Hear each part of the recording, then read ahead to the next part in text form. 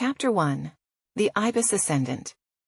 In the time before time, when the earth was young and the heavens were a tapestry of burgeoning stars, there existed a realm of divine beings, whose powers shaped the very fabric of existence.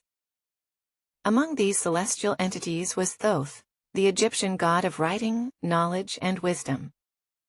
His form was as enigmatic as his mind, with the body of a man and the head of an ibis, a creature revered for its grace and intelligence.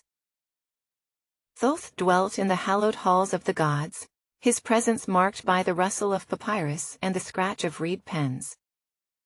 Scrolls and tomes of immeasurable depth and complexity surrounded him, each a testament to the knowledge he guarded and dispensed.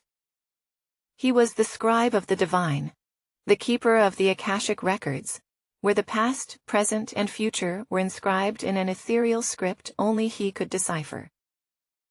The world of men below was a canvas of chaos and potential, and Thoth, in his infinite wisdom, saw the need to bestow upon humanity the gifts that would elevate their existence. He sought to teach them the art of writing, to give structure to their speech, and to record their history and laws, so that they might learn from the past and build a more enlightened future.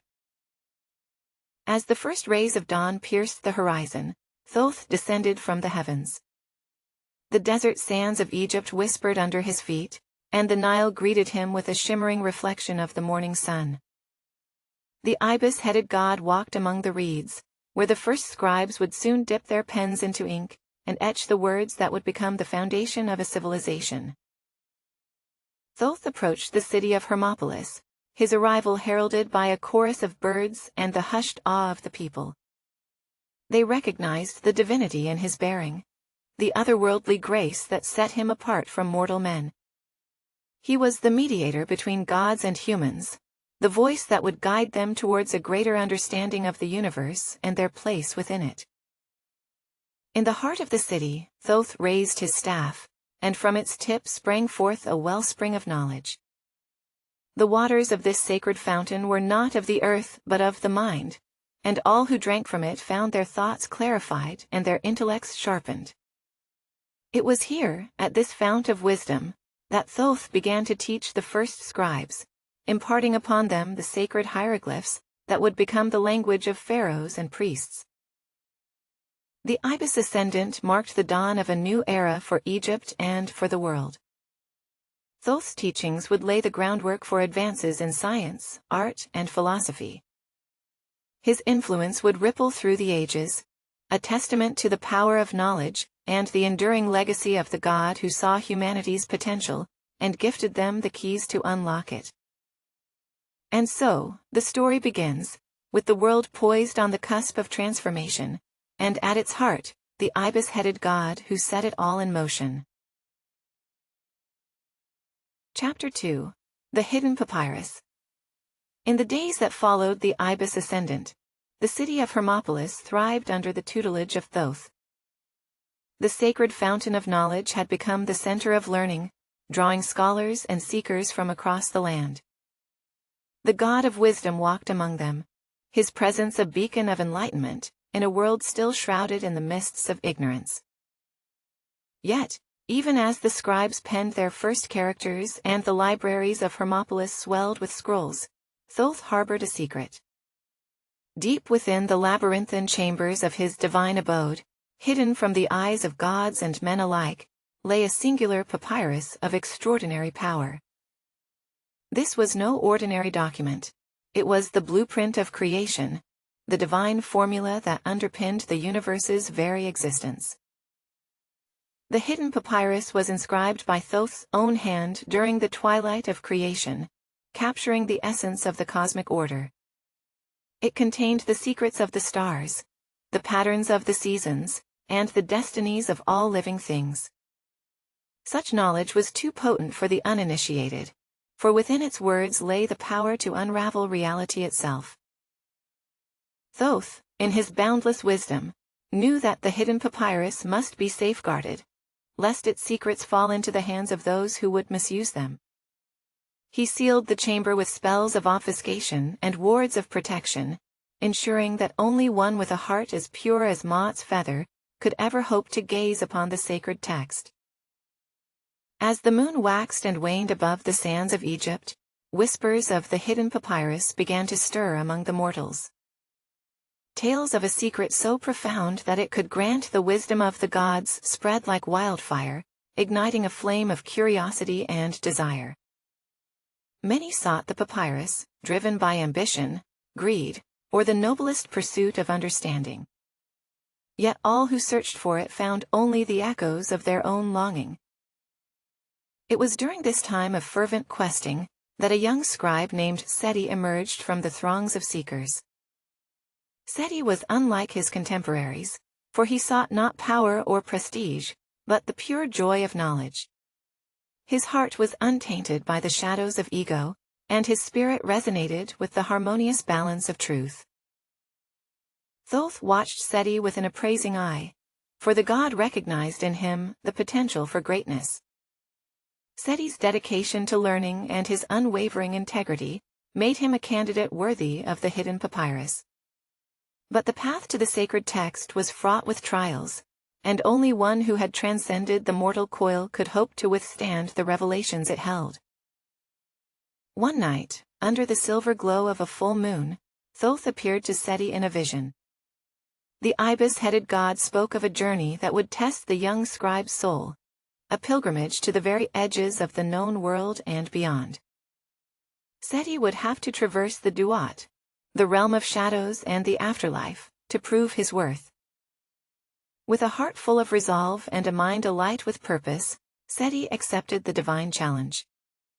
He knew that the road ahead would be perilous, but the call of the hidden papyrus was irresistible. It was the call of destiny, a whisper from the fabric of the cosmos, beckoning him to uncover the mysteries that lay at the heart of all creation. And so, with the blessing of Thoth, Seti embarked on his quest, leaving behind the familiar stones of Hermopolis for the unknown. The hidden papyrus awaited, its secrets veiled in the mists of eternity, and only time would tell if Seti was destined to lift that veil and behold the truths that lay beneath. Chapter 3: The Test of Wisdom. Seti's journey began at the break of dawn, as the first light of day caressed the land of Egypt. He carried with him nothing but the clothes on his back, a satchel of provisions, and a heart brimming with determination.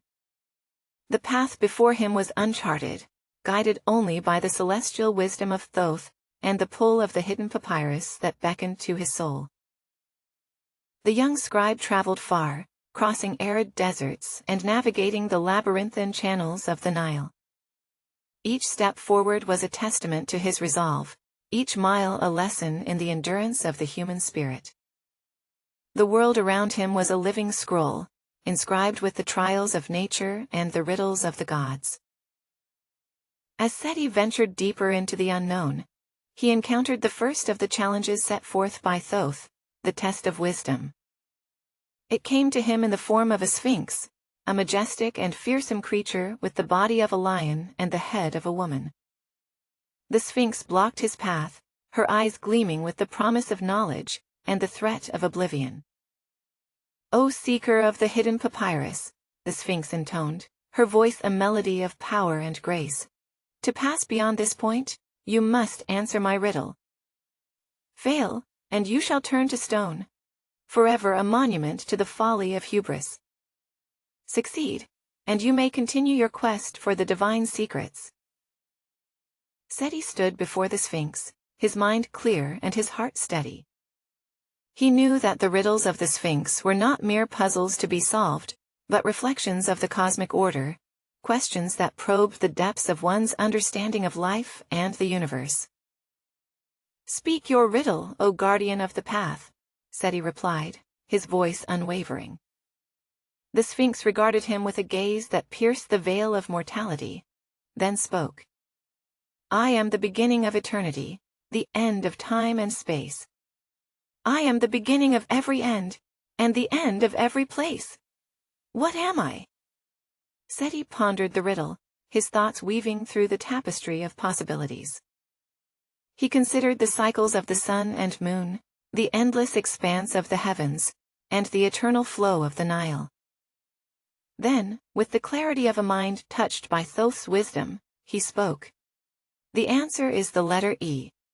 It is the beginning of eternity, the end of time and space, the start of every end, and the conclusion of every place. A silence fell upon the desert, the weight of the moment hanging in the air like a shroud. Then, the Sphinx smiled, a rare and wondrous sight, and stepped aside to let Seti pass. "You have answered truly, Seti, Scribe of Hermopolis," she said. "Your wisdom has earned you the right to continue. But be warned, the path ahead is fraught with perils greater still, and the Hidden Papyrus is guarded by trials that will test the very essence of your being."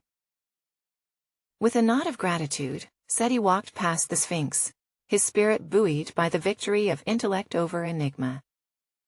He knew that the test of wisdom was but the first of many challenges, each designed to refine his soul and prepare him for the ultimate revelation of the Hidden Papyrus. As the sun climbed higher in the sky, Seti's shadow stretched behind him, a silent companion on a journey that would lead him to confront the mysteries of life, death, and the divine knowledge that lay beyond. The test of wisdom was complete, but the trials of Thoth were only just beginning. Beneath the silvered cloak of night, Seti stood at the threshold of the Duat, the realm where shadows whispered secrets, and the veil between worlds grew thin. The air was thick with the scent of myrrh and the promise of revelation. Here, at the edge of the afterlife, the final trial awaited, the Scribe's enlightenment. Guided by the luminescence of Thoth's wisdom, Seti traversed the Duat's enigmatic expanse. Spirits of the past danced around him, their ethereal forms beckoning him toward the heart of this otherworldly domain. It was a place where time held no dominion, and the echoes of eternity resonated with the harmonies of truth. Before him materialized the Hall of Maat, its grandeur a testament to the balance of all things.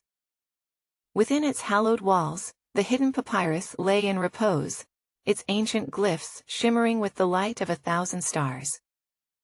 Seti approached with reverence, his soul alight with the fires of his quest. As his fingers brushed the papyrus, a surge of divine clarity coursed through him. The secrets of the cosmos unfolded in his mind, a tapestry of knowledge woven from the threads of creation.